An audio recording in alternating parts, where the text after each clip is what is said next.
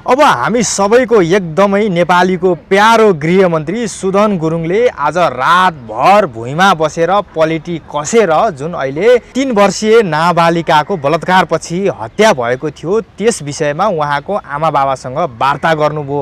वार्तापछि 3 बुँदे सहमति पनि गर्नुभयो र गरिमा चौधरीको आमा बाबा पनि यतिखेर निकै खुसी भएर घर फर्किनुभयो। कसरी लिनु भएको छ गृहमन्त्री सुदन गुरुङले त फेरि एकपटक सारा नेपालीको मन जिते नि। हेर्नुस् त रातभर नसुतिकन मन्त्रालयमै पलेटी कसेर पीडितका बाबा आमालाई चाहिँ कुर्चीमा राखेर आफू चाहिँ भुइँमा पलेटी मारेर बसेको कुराले त अहिले मान्छेहरू निकै भावुक बनेका छन् नि।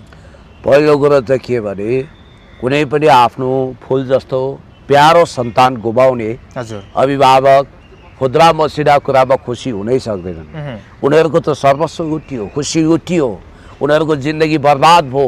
त्यो प्यारो आँखाको नानी जस्तो, तामाको मुढा जस्तो, हृदयको टुक्रा जस्तो, कलेजोको टुक्रा जस्तो नानी गरिमा चौधरीलाई अपराधीले एकदमै जल्लादी तरिकाले, दानवी तरिकाले नरपिचास भएर जसरी गिजोल्यो र बलात्कारपछि हत्या गरौँ, त्यो एउटा राक्षसी घटना थियो।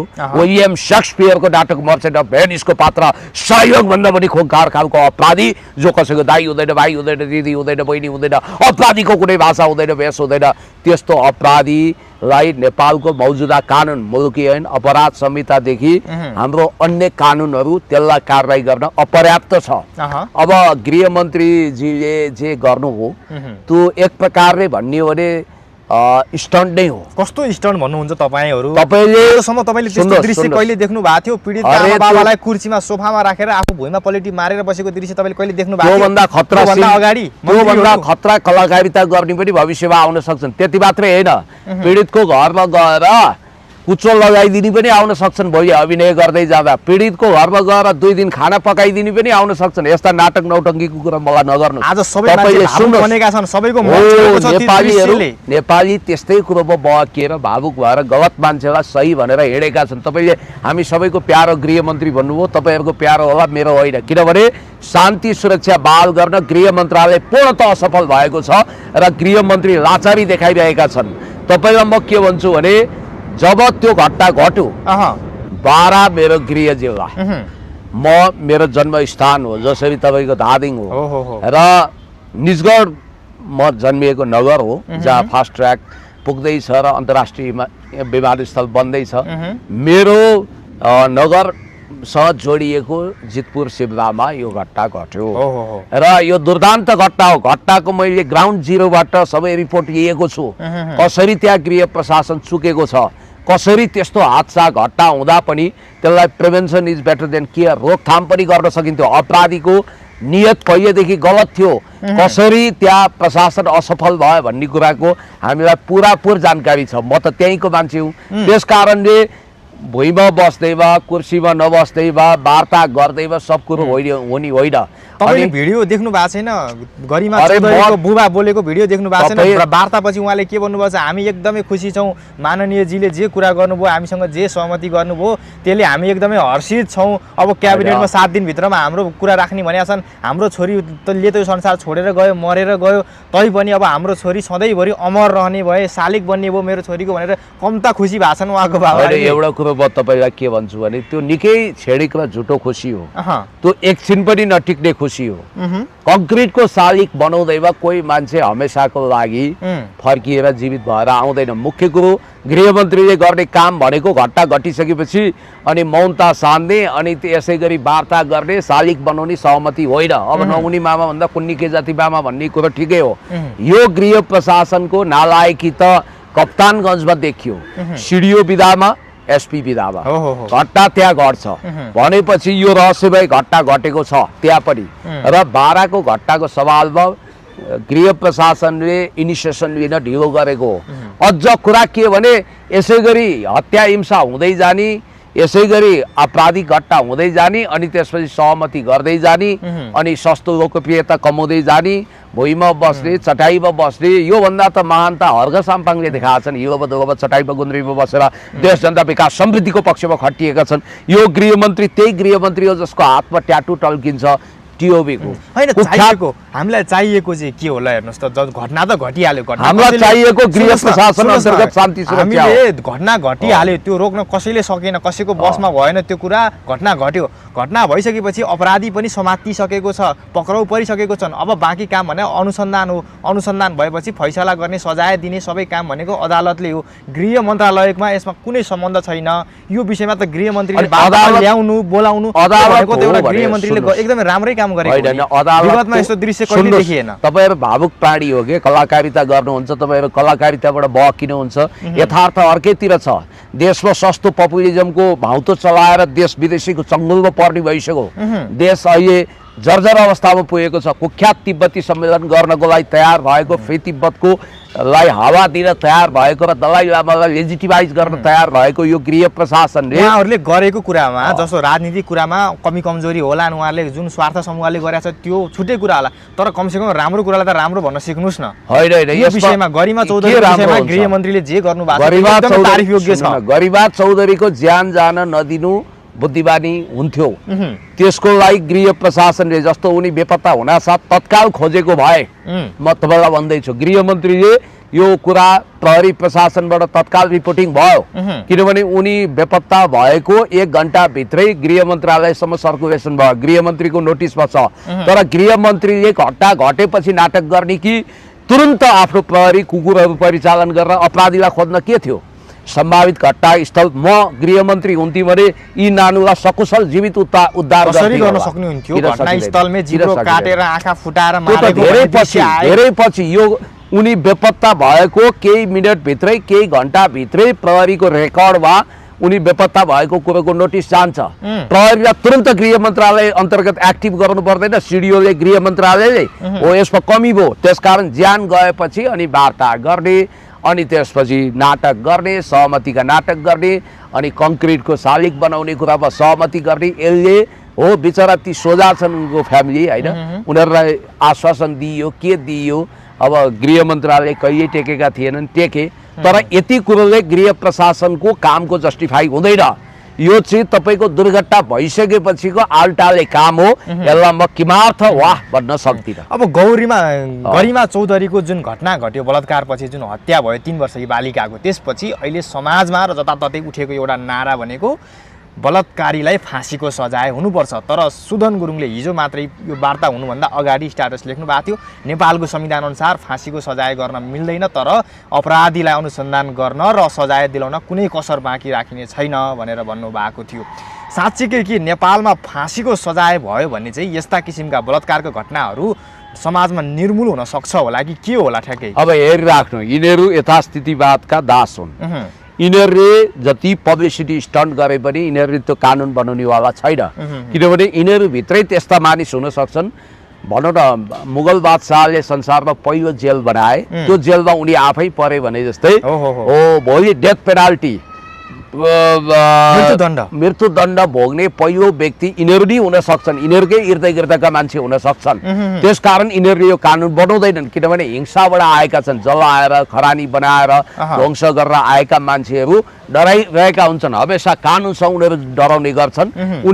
यो देशमा कस्तो विडम्बना छ भने जसले सिंहदरबार जलायो, जसले BICC जलायो, जसले TOB को नेतृत्व गरेर त्यसको हातमा हतकडी भएर अहिले सेन्ट्रल जेलमा हुनु पर्थ्यो, तर तिनै अभियुक्तहरू आज सिंहदरबारमा छन्, क्याबिनेटमा छन्, संसदमा छन्। त्यसकारण यो विडम्बना, दण्डहीनताको विडम्बना त हामीले भोगिरहेका छौँ, समाजमा देखिरहेका छौँ। फाँसीको सजाय माग गर्ने महिला अधिकार संस्थाहरू यिनीहरूलाई बुझाइको अभाव हो कि किन माग गर्दै? बुझाइको अभाव होइन, मैले यो भन्दा धेरै अगाडि सजायले समाजमा अपराध उन्मूलन हुन्छ भन्ने सकिन्छ। अरे तपाईको टिट फर ट्याट गर्नु पर्दैन, क्रूर अपराधीहरूलाई सजाय दिनु पर्दैन, जस्तालाई तस्तै ढेडालाई निस्तै गर्नु पर्दैन।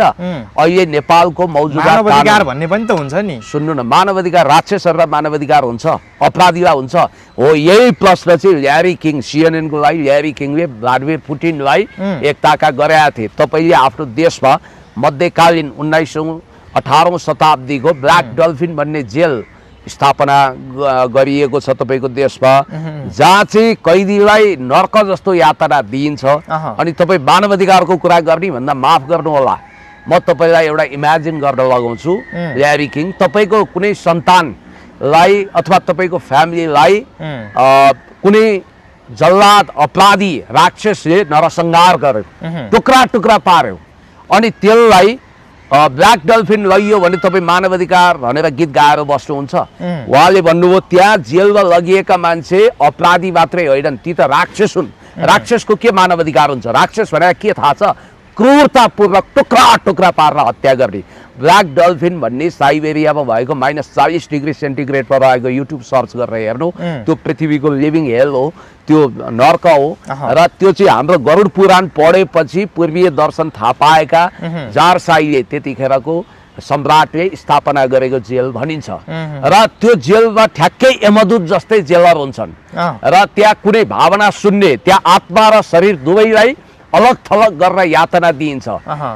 ब्ल्याक डल्फिनमा कुनै अपराधी भन्दिनँ म, पुटिनकै भाषा सापट गरेर भन्छु, कुनै राक्षसलाई लान खोजियो भने उसले बीच बाटोमा थाहा पायो भने तुरन्त आफ्नोलाई मृत्युदण्ड माग्छ। किन थाहा छ?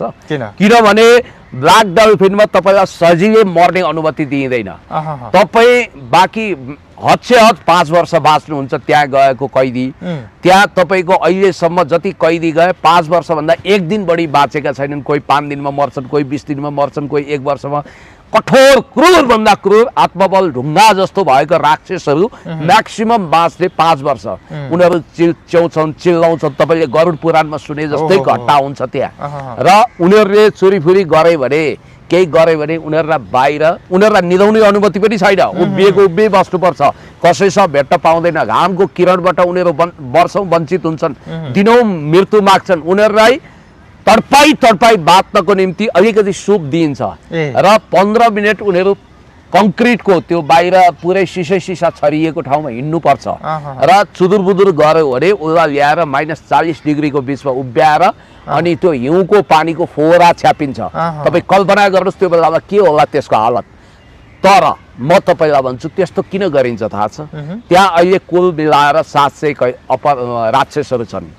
त्यो 700 अपराधी होइन, राक्षसहरू जो छन् तिनीहरू प्रत्येकको शिरमा एभरेजमा औसतमा 5 जना हत्याको आरोप छ। ती सिरियल किलर हुन्। अपराधी पनि कस्ता भने एउटा खुङ्खार अपराधीले आफ्नै साथीलाई मार्छ, टुक्रा टुक्रा टुक्रा टुक्रा टुक्रा टुक्रा पार्छ, फ्रिजमा राख्छ र नजिकैको छिमेकी साथीभाइलाई यो पोलार बियरको मासु हो अर्थात् ध्रुवीय भालु, हिउँको भालुको मासु हो भनेर खुवाउँछ। त्यस्तो अपराधीलाई के सजाय हुन्छ? यो जुन गरिमा चौधरीलाई हत्या गर्ने छ रसियामा भयो, यो सिधा ब्ल्याक डल्फिनमा जान्थ्यो। अनि म तपाईँलाई भन्दैछु serial killer, psycho serial killer जो हलिउड मुभी, बलिउड मुभीमा, जेम्स बोन्डको मुभीमा देख्नुहुन्छ, आर्थर कानन डायलको बनाए सर्लक होम्सको जासुसी रहस्यमय किलर जस्तै हुन्छ यो। र यस्ता अपराधीहरूलाई नेपालको कानुन मैले भनिहालेँ मृत्युदण्ड पनि छ रसियामा, तर मृत्युदण्ड नदिएर त्यो भन्दा पनि खतरनाक दिनदिनै तडपिएर मर्ने गरी उसलाई ब्ल्याक डल्फिन लगिन्छ। म भन्छु नेपालको कानुन के छ थाहा छ? यो केटो 16 वर्षको भयो, यो राक्षस गरिमा चौधरीलाई बलात्कारपछि हत्या गर्ने केटो 14 काट्यो हो, जिब्रो काट्यो, आँखा झिक्यो, यो त राक्षस हो, अपराधी मात्रै होइन राक्षस। यसलाई तपाईँले डेभिल भन्नुपर्छ, इभिल मात्रै होइन डेभिल। यो शैतान हो, यो नरभक्षी हो, यो जल्लाद हो, यो रक्त पिपासु हो। यो राक्षसले जिब्रो काट्यो, आँखा झिक्यो हो। नेपालको कानुनले उसलाई म्याक्सिमम दिने सजाय भने 25 वर्ष हो। 25 वर्षमा के हुन्छ?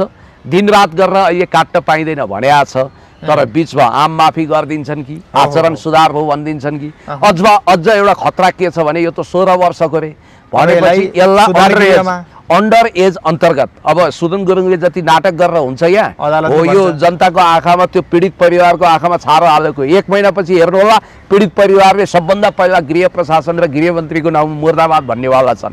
किनभने यसलाई त कानुन अनुसार त सुधार गृहमा रहन्छ, चाइल्ड केयर सेन्टरमा लगिन्छ। चाइल्ड केयर सेन्टरमा लगेर केही समयपछि छोड्न सक्छ कानुनले। त्यस्तो नहोस्, कडा से कडा कारवाही होस्। अब यिनीहरूले मैले उहिलेदेखि भनेको जस्तो एउटा लाटो मान्छे थियो यहाँ 3 कुनेमा त्यसले 6 जनाको हत्या गर्यो। कसरी थाहा छ? साइकल डोहोऱ्याउँदै गएको थियो एकजना राई केटो, छ्यास छोइएछ, उसले एक्लियो। अनि त्यो 3 कुनेमा हाम्रो शिवाकोटी सहरको त्यो फर्निचरमा काम गर्ने, काठ गोदाममा काम गर्ने त्यो मान्छेलाई गएर चट्टै काट्छ। त्यसपछि उसलाई बचाउन आउँदा त्यो जति बचाउन आउने छ सबलाई चट काटेर मुला काटे चाहिँ काट्छ। र पछि त्यो त अपराधी राक्षस रहेछ।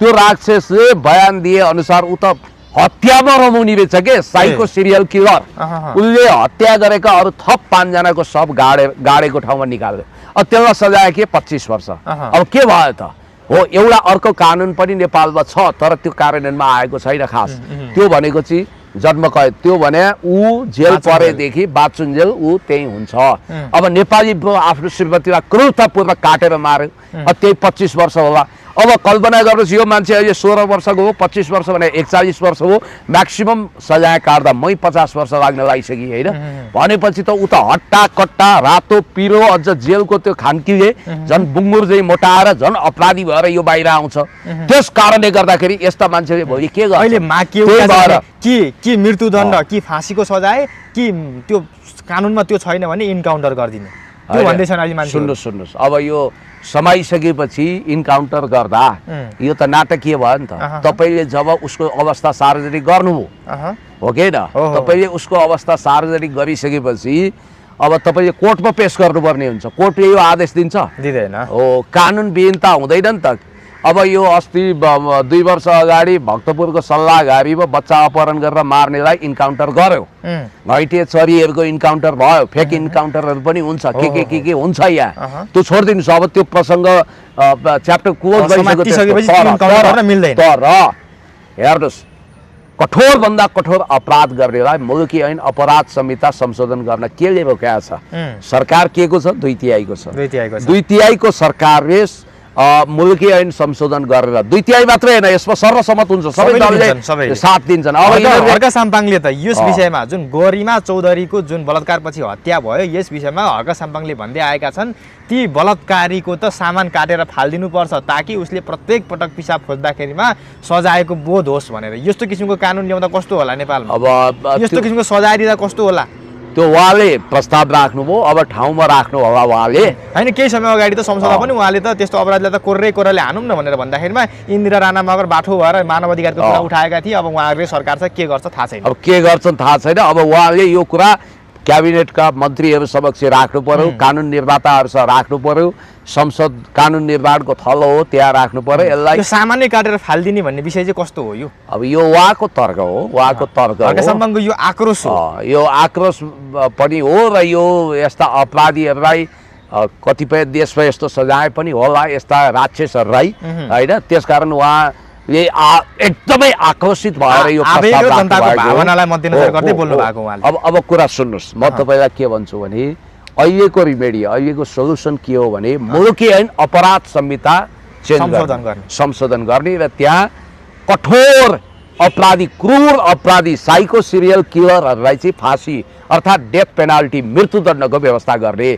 किन म तपाईँलाई भन्छु यो ख्याति श्रेष्ठ भन्ने एकजना नानु कलेज गर्ल +2 पढ्ने उहाँलाई चाहिँ कसिनोको लत लागेको एकजनाले बोलायो अनि त्यसपछि उसले बलात्कार गर्यो टुक्रा टुक्रा टुक्रा टुक्रा पारेर काट्छ र खोलामा लगेर फ्याँकिदिन्छ पछि त्यो साइको किलरलाई समाइन्छ त्यो 64 सालको घटना हो म सुन्दैछु दुर्भाग्यवश अब एक हिसाबले भन्नुपर्दा मैले सुनेको कुरा झुटो होस् तर ऊ छुटिसक्यो या छुट्दैछ अरे हेर्नुहोस् है 64 10 74 10 84 भनेपछि त्यो बेलाको कानुन त 25 वर्ष जेल थिएन भन्नासाथ अब यस्तो हुन्छ हेर्नुहोस् अब त्योबाट अर्को वारदात हो भने रवि लामिछानेसँग जेल ब्रेक गरेर निस्किनेले अर्को मान्छेको हत्या गर्यो कि गरेन एउटाले बलात्कार गर्यो कि गरेन त्यसकारण अपराधीले छुटेर पनि ऊ नसुध्रिकन उसले नयाँ अपराध त्योभन्दा खुङ्खार डकैती हिंसा हत्या लुटपाट गर्न सक्छ त्यो भएको हुनाले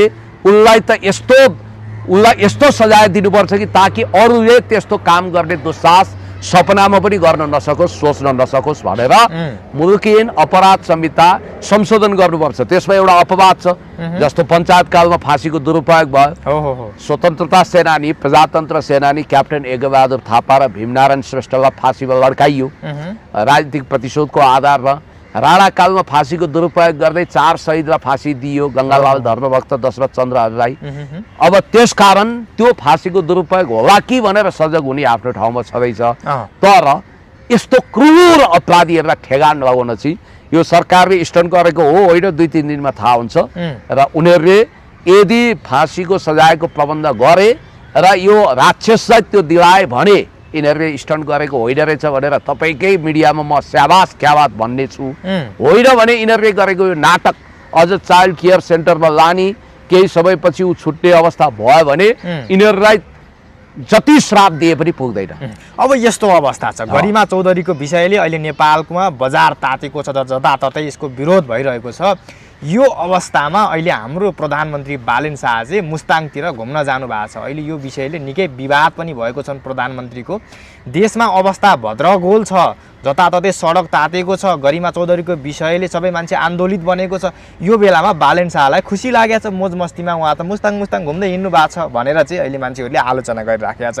तपाईँले कसरी लिनु भएको छ? एक्कासी बालेन शाह मुस्ताङ गए, यो विषयलाई कसरी लिनु भएको छ? फेरि यो संयोग हो कि के हो? ठ्याक्कै यो गरिमा चौधरीको विषय आउनु, ठ्याक्कै प्रधानमन्त्री बालेन शाह पनि मुस्ताङतिर लाग्नु, यो के हो? हेर्नुहोस्, बालेन शाहजीको पनि फुल जस्तै कलिली एक छोरी छिन्, सन्तान त्यति नै हो उनको। एउटा पिता भएर उनले किन सोच्न सकेनन्? अब कालगतिले गएको भए त यो बडो दुःखद कुरा हुन्थ्यो। आयो टप्प टिप्यो, मिति पुग्यो, टारेर टारिन्न थियो भन्ने कवि शिरोमणि लेखनाथ पौडेलजीको नीति शतकको श्लोक सम्झिनु पर्ने हुन्थ्यो। तर यहाँ त भयङ्कर राक्षस, भयङ्कर क्रूर राक्षसले हत्या गरेको कुरा छ। हामीले अलविदा अलविदा अलविदा हार्दिक श्रद्धाञ्जली नानु। तिम्रो आत्मा भड्किरहेको छ। तिम्रो आत्माले तब मात्रै शान्ति पाउनेछ जब तिम्रा अपराधीलाई तिमीले जुन नियति भोग्यौ त्यही नियति भोगाइनेछ भनेर हामीले परिकल्पना गरिरहेको बेला र उनको आत्मा भड्किरहेको बेला, उनको आत्माले वैकुण्ठमा बास पनि पाओस् भनेर हामीले कामना गरिरहेको बेला तपाईँ हामी त सत्तामा छैनौँ, हामी आउटसाइडर हौँ। तर देशको प्रधानमन्त्रीलाई त रातभर निन्द्रा नलाग्नु पर्ने, त्यो पनि पपुलर प्रधानमन्त्री। अहिले हेर्नुहोस् त मजाले आन्तरिक पर्यटन गर्न, त्यो भित्र अरू कुत्सित मनसायहरू पनि होलान्, दूषित मनसायहरू पनि होलान्। तिब्बतीयनहरूको स्वार्थ होला, अमेरिकनको स्वार्थ होला, युरेनियमका कुराहरू होलान्, त्यहाँ गोप्य राखिएको भ्रमणका अरू किस्साहरू होलान्, गुमस्ताहरूले आयोजना गरेको त्यो भ्रमणको भित्री कारणहरू होला। तर प्रधानमन्त्री कति संवेदनहीन छन्, पत्थर हिर्दैछन् भन्ने कुरो यहीँबाट थाहा हुन्छ। अब उनी लावा लस्कर सहित वास्तवमा त्यो यति गोप्य राख्न खोजिएको थियो कि त्यो गोप्य राख्न रवि लामिछानेहरूले दिएनन्। उनीहरूको कुनै च्यानलले यो सूचना चुहाइदियो, होइन भने उनीहरू प्रहरीको सम्पर्कमा पनि थिएनन्, प्रहरीलाई थाहै छैन। अब यो सेनाको ब्याकिङको सरकार हो, तपाईँलाई थाहा छ, त्यसकारण उनी ब्यारेक पस्छन्। यो तपाईँको पाकिस्तान मोडलको सरकार हुनाले, यो गाइडेड डेमोक्रेसीमा चलेको सरकार हुनाले उनी सेनाको संरक्षण रेखदेख निगरानीमा त्यहाँ पुग्छन्। कुनै भिडियो पनि आउँदैन, अडियो पनि आउँदैन। आउन सक्छ, कस्तो आउन सक्छ? त्यो एक प्रकारको तपाईँको छलछामयुक्त भनौँ न, त्यहाँ घुमेको कति रमाइलो आहा भन्ने टाइपको आन्तरिक पर्यटनको आउन सक्छ। तर वास्तविक कुरो त्यहाँ नआउने सम्भावना छ। त्यही त यो बालेन शाहको मुस्ताङ भ्रमण अहिले निकै गोप्य भएको छ। बालेन शाह मुस्ताङ गएको छ भनेर गाडी बाहिरबाट चाहिँ दृश्य देखिएको छ। तर यत्रो 3 दिन भइसक्यो, हिजो मुक्तिनाथको दर्शन पनि गर्नुभयो बालेन शाहले भन्ने कुरा आयो। तर बालेन शाहको एउटा फोटो भिडियो कतैबाट पनि सार्वजनिक भएको छैन। यो गोप्यको रहस्य चाहिँ के हो खासमा? बालेन शाह त आज फर्किँदै हुनुहुन्छ फेरि मुस्ताङबाट काठमाडौँ। अब मिडियाका नारद मुनिहरूबाट चुहिएको सूचना हामीले तपाईँलाई बताउने हो। त्यहाँ मुस्ताङमा अझै पनि राजा रजौटा प्रथा छ। त्यहाँ जिङ्मे पर्वल विष्ट भन्ने त्यहाँको राजा रजौटा हुनुहुन्छ। उहाँलाई चाहिँ अब अमेरिकनहरूको घोडचडी आदि इत्यादि हेर्ने सोख थियो, त्यहाँ आउनुभयो र बालेन शाहजी पनि त्यहाँ पुग्नुभयो भनिन्छ। अनि यिनीहरूले 1 रुपियाँको सिक्कामा छाप्न खोजेको त्यो तिब्बती मोडलको अमेरिकनले रेट्रोफिट गरेको थियो, त्यसलाई रिकन्स्ट्रक्सन गरेको थियो, पुनर्निर्माण हो। त्यो 16औं शताब्दीको गुम्बाको दर्शन गर्न गएको भन्ने कुरा छ। अब यहाँ धेरै कुरा दर्शन गुम्बाको गर्न गएको भन्दा, तर हिजो बालेन शाहले त मुक्तिनाथकै दर्शन गर्ने नि। त्यो प्रचार मुक्तिनाथको गरियो, गुम्बाको पनि गरे होलान्। अनि त्यसपछि त्यहाँ भारी मात्रामा युरेनियम छ। अहिले अमेरिका डिप स्टेट पश्चिमाहरू युरेनियमको लागि तडपिएका छन्। त्यहाँ अमेरिकन सैन्य टोलीका मानिसहरू सिभिलियन भएर त्यहाँ त्यो युरेनियमको चेक जाँच गर्न गएको र फेरि तिब्बत चर्काउन सकिन्छ कि सकिँदैन भन्ने रेकी गर्न गएको भन्ने कुरा पनि आएको छ। रुबी छ, युरेनियम छ, के छैन त्यहाँ। त्यसकारण यो रहस्यमय मुस्ताङ भिजिट असान्दर्भिक मात्रै होइन कि यसले अनेक खालको संशय पैदा गरेको छ। र यही बेलामा रवि लामिछानेले सेन्ट्रल कमिटीको मिटिङ राखे, पदाधिकारीहरू नि नियुक्ति गरे, केन्द्रीय समितिको बैठक भयो, पदाधिकारी केही नियुक्ति गरे। तर बालेन शाहका सबै मान्छे छुटे र बालेनजीलाई त मतलबै किन छैन भने उनी राजसभै होइनन्। मैले तपाईलाई बालेन त गएको मौकामा चौका रवि लामिछानेले हाने कि भन्ने शंका होइन, यो मिटिङ त पूर्व निर्धारित होला। ए पूर्व निर्धारितै हो होला। अब बालेन शाहले यसलाई महत्त्व दिएनन् किनभने कतिले शंका त के पनि गर्दैछन् भने त्यो मिटिङमा एटेन्ड हुनुपर्छ भनेर मिटिङ छल्नलाई चाहिँ बालेन शाह उता गएको पनि भन्छन्। अरे मिटिङमा एटेन्ड हुनको लागि उनको र्याङ्क फाइल के हो मलाई बताउनुहोस्। उनीहरूको वेबसाइटमा बालेन शाहको र्याङ्क फाइल नै छैन। तपाईँले वेबसाइट हेर्नुहोस्, roll number 1 Ravi Lamichhane, roll number 2 Swarnim Wagle हुँदै आएको छ त्यहाँ। त्यसकारण त्यहाँ नामै छैन उनको। अर्को कुरो उनी महाधिवेशन प्रतिनिधि नै होइनन्। किन होइनन् भने उनी पार्टी सदस्यै छैनन्। बरु त्यो श्रीमतीलाई कठोर हत्या गरेर जेल जाने नेपाली ब्रो भन्ने कथित रेसलर त्यो पार्टीको सदस्य रहेछ। सदस्यता सार्वजनिक भयो उसको, हो के न? बालेन शाह सदस्य छैनन्। कुनै मुद्दालालले गएर रवि लामिछानेको सभापति पदै अवैध छ भनेर केस हालिदियो भने उनको सभापति पद पनि जान सक्छ। कसरी भनेर मलाई सोध्नुहोस्। कसरी रवि लामिछानेको सभापति पद कसरी जान्छ भने म तपाईलाई प्रक्रिया बताइदिन्छु। महाधिवेशन भने त एउटा वैधानिक थलो हो। मानौ म सभापति उठ्दैछु, गोकर्ण भाइ तपाईँ मेरो पार्टीको सदस्य हुनुहुन्न, तपाईँ ठुलो बडो हुनु होला, तपाईँ ठुलो मान्छे हुनु होला, पपुलर हुनु होला। मैले के गर्छु, तपाईँलाई महाधिवेशनमा लान्छु। तपाईँ त अतिथि हो नि, बन्द सत्रमा बस्ने अधिकार तपाईँलाई हुँदैन। पार्टी सदस्य भएर मात्रै हुँदैन, फेरि त्यहाँ प्रतिनिधि पनि हुनुपर्छ। पार्टी सदस्य छैन, सदस्य नभएको हुनाले ऊ प्रतिनिधि छैन। प्रतिनिधि नहुँदै उसले प्रस्तावक बन्छ भने त्यो के वैधानिक हुन्छ? बालेन शाह प्रस्तावक छन् रवि लामिछानेको। जो मान्छे पार्टी सदस्य छैन, 2048 सालमा पद्मरत्न तुलाधर जुन पोजिसनमा त्यही पोजिसनमा छ भनाइको मतलब मेरो बुझ्नुभयो होला। पद्मरत्न तुलाधर एमाले नै थिएनन्, स्वतन्त्र वाम थिए। तर उनी एमालेको चुनाव चिन्हबाट चुनाव जिते अनि मन्त्री भए। तर उनी इमान्दार थिए। म एमाले होइन, म स्वतन्त्र वाम भन्थे। तर बालेन शाहले हो पनि भन्दैनन्, होइन पनि भन्दैनन्, निलो कहिले प्रयोग गर्दैनन्, खालि कालो कलर प्रयोग गर्छन् र उनी लौरो अभियानमा छन्। र अब स्वर्णिम वाग्ले अहिले सस्पेन्डेड फाइनान्स मिनिस्टरको स्ट्याटसमा छन्। किनभने BYD गाडीको तिम्रो हल्ला नगर त भाइ, BYD गाडीको अनियमितताको सवालमा भन्सार विभागको डिजी भनेर त उनकै कर्मचारी हो नि। भन्सार विभागको डिजीले पत्राचार गरेको छ अख्तियार दुरुपयोग अनुसन्धान आयोगलाई। कुन साहसले गर्यो भने आफ्नो विभागीय मन्त्री विरुद्ध अनुसन्धान गर्नु भनेर पत्राचार कसरी गर्न सक्छन् भने अहिले हातखुट्टा बाँधिएर डिजुरे हिसाबले, अर्थात् कानुनी रूपमा उनी फाइनान्स मिनिस्टर अर्थात् त्यो अर्थमन्त्री छन्। त्यो स्वर्णिमको ओभर एक्टिङ गर्ने छन् नि ती सुशील होइन, सन्दीप छेत्री हो। ती सन्दीप छेत्रीले उनलाई मिनिङ मिनिस्टर भन्थे नि, अर्थमन्त्री भनेर। अब त्यो ट्रोल बनाएको छन्, त्यो खैर जेसुकै होस्। र यिनी अहिले सस्पेन्डेड अर्थात् निलम्बित डिफ्याक्टो हिसाबले, व्यवहारिक हिसाबले यिनी निलम्बित अर्थमन्त्री जस्ता छन्। न यिनलाई FNCCI को हाई लेभल डेलिगेट्सको मिटिङमा बोलाइन्छ, न यिनलाई महत्त्वपूर्ण जिम्मेवारी अन्तर्गत फैसला गर्न दिइन्छ। अहिले कुमारबेनहरूले र त्यो बालेन शाहको सचिवालयले अर्थ मन्त्रालय अप्रत्यक्ष रूपमा चलाएको छ र सायद बालेन शाहजीको सचिवालय कुमारबेनजीहरूको इसारामा भन्सार विभागको डिजीले अर्थमन्त्री विरुद्ध अनुसन्धानको लागि चिठी लेखेको छ। मैले तपाईँलाई भनिहालेँ, उनी पहिला, म त सुन्दैछु, पहिला बर्खास्त गर्न यही स्वर्णिम वाग्लेलाई चाहन्छन् रे। उनी राजसभा मुक्त क्याबिनेट बनाउन चाहन्छन्। गगन थापाले बाहिरैबाट समर्थन गरिदिन्छन् यदि त्यस्तो भयो भने। अब अहिले म सुन्दैछु रवि लामिछाने निकै नै असुरक्षित भइरहेका छन्। एउटा हल्ला मिडिया ट्रायल हो या साँचो हो, अब यो आइतबार सोमबार यही हप्ताभित्र एकजना पूर्व प्रधानमन्त्री समूहनी भनेको छ रे। त्यो पूर्व घटनाले निकै सनसनी मच्चाएको।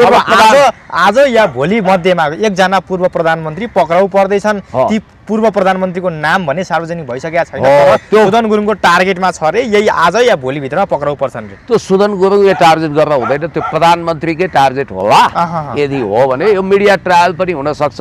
र त्यसलाई रोक्न चाहिँ रवि लामिछाने निकै आतुरताका साथ लागेका छन् किनभने प्रचण्डले त आफ्नो पालोको पैसो गुण तिर्न भनिसकेका छन् होइन मैले तपाईँलाई गिरफ्तारीबाट जोगाएँ अब तपाईँको पालो मलाई जोगाउनु पर्यो प्रधानमन्त्री भन्दा कि प्रचण्ड कि देउबा यी दुईटा मध्ये एउटा होला किनभने अहिले पूर्व प्रधानमन्त्रीहरूको सूची म तपाईँलाई एकछिनपछि बताइदिन्छु देउबालाई त रवि लामिछानेले गगनको काङ्ग्रेसलाई भाङ्ग्रेस बनाएर देउबालाई आधिकारिकता दिलाउन उनले इसारा गरेर बोलाएको हुनाले उनले कुनै पनि हालतमा देउबाको गिरफ्तारी रोक्न चाहन्छन् त्यो भएको हुनाले सम्भवतः अब गगन र बालन एक ठाउँमा हुनाले गगनको जोडमै देउबासम्म हुन सक्छन् अहिले स्थिति त्यो छ अब भन्छन् यिनका अपरिपक्व मुद्दाको कारण देउबा पक्राउनै पर्यो भने पनि उही केपी शर्मा ओली जस्तो छुट्छन् भनेर पनि भनिन्छ अब म तपाईँलाई के भन्छु भने प्रतिशोध र आग्रहमा होइन परिपक्वतामा अनुसन्धान सहित कसैलाई गिरफ्तार गर्नु राम्रो हुन्छ अपरिपक्वतामा र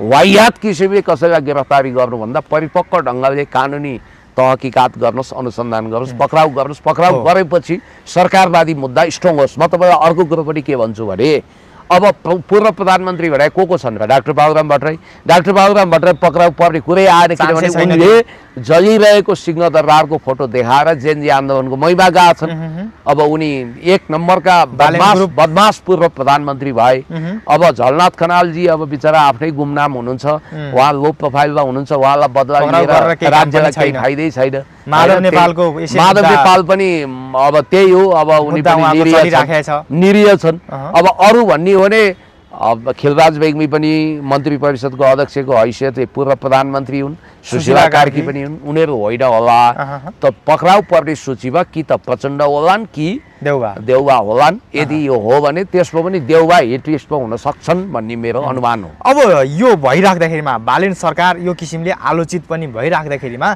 हर्क साम्पाङले फेरि हिजो एउटा प्रस्ताव राखे हर्क साम्पाङले हिजो के भन्नुभयो भने बालेन सरकार पूर्ण रूपमा असफल भइसक्यो रवि लामिछानेजीले अब तुरुन्तै कमान सम्हाल्नुपर्छ नत्र देश भड्कालोमा पर्छ रवि लामिछानेको नेतृत्वमा अब सरकार बन्नुपर्छ भनेर हर्क साम्पाङले एउटा नयाँ प्रस्ताव राखे कसरी लिनु भएको छ तपाईले यो प्रस्तावलाई त्यसलाई चाहिँ स्ट्र्याटेजिकल मुभभित्रको ट्याक्टिकल वेब ठान्छु म त्यसलाई चाहिँ म नेपालीमा भन्छु रणनीतिक चालबाजी भित्रको चाणक्य नीति भित्रको कार्यनीतिक चलाखी हो यो कसरी हो भने अब जसरी पनि at any cost at any rate जनतालाई बोझ भएको नेपालले मिच्दै नमिचेको भारतको सीमा मिचेको भन्ने अनि लिपुलेकलाई ट्रान्जिट पोइन्ट बनाएर भारतले चीनसँग व्यापार गर्दा पनि कानमा तेल हालेर बस्ने र आँखामा पट्टी लगाएर बस्ने बालेन सरकार सुकुम्बासी विरोधी गरिब विरोधी मानवता विरोधी विदेशी चलखेललाई अनुमोदन गर्ने टाइपको होइन टिओबीलाई एक ढङ्गले चलखेल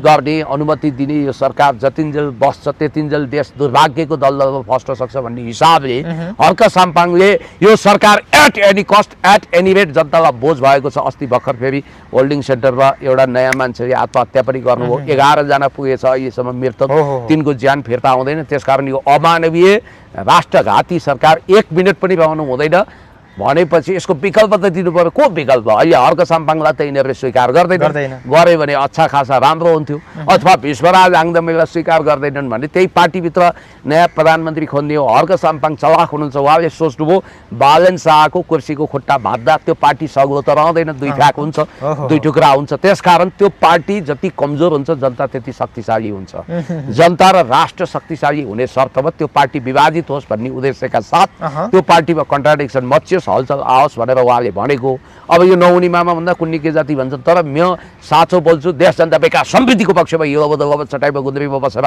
योगदान गर्ने हर्क साम्पाङजीले चलाकीपूर्ण तरिकाले चाणक्य नीति अन्तर्गत यो कुरा भन्नुभयो तर म चाहिँ के भन्छु भने साँच्चै इनफ्याक्ट बालेनको विकल्प रवि हुनै सक्दैनन् किनभने सुशासनको मामिलामा त यो रविको टिम झन् झोरपटास छ तरुणी रक्सी र पैसा यिनीहरूको कमजोरी हो भनेर यिनीहरूलाई राम्रो सब बुझ्नेहरूले यिनीहरूको खुट्टी हेरेर चाल पाएका छन् अर्को कुरो म तपाईँलाई के भन्छु भने रवि लामिछाने मुद्दाहरूको चाङमा छन् विवादास्पद व्यक्तित्व छ उनले नेपालको महान नागरिकता त्यागेकै हुन् अहिले बालेन सरकारबाट जुन कुकर्महरू हुन गयो मानवता विरोधी अपराधहरू हुन गयो त्यसमा नियन्त्रण गर्न त रवि लामिछानेले सक्थे नि नीतिगत निर्देशन दिन सक्थे नि सबै गल्ती हुने चान्सेसहरू रवि लामिछानेको कारण प्राप्त भयो। अब बालनले देश बनाउँछ भन्थे अहिले भाषण गर्नै छोडे। यदि उनी डोजर चलिरहेको ठाउँमा गएर छाती थाप्थे भने नि तपाईँ याद गर्नु होला त्यो बेलामा अपरेटरले आफै चाबी बुझाएर जान्थ्यो रुँदै। किनभने म सुन्दैछु त्यो मानवीय बस्ती तोड्ने डोजरवालाहरू पनि अहिले डिप्रेसनमा छन्, कोही मानसिक रोगको शिकार छन् रे। नहुन् पनि किन, त्यत्रो मानवता विरोधी काम उनीहरूले आदेशको आधारमा तामेल गर्नु पर्यो, त्यो इतिहास के ब्लन्डर थियो हो। अब रवि लामिछानेले के सुशासन दिन सक्छन्, विकास दिन सक्छन्?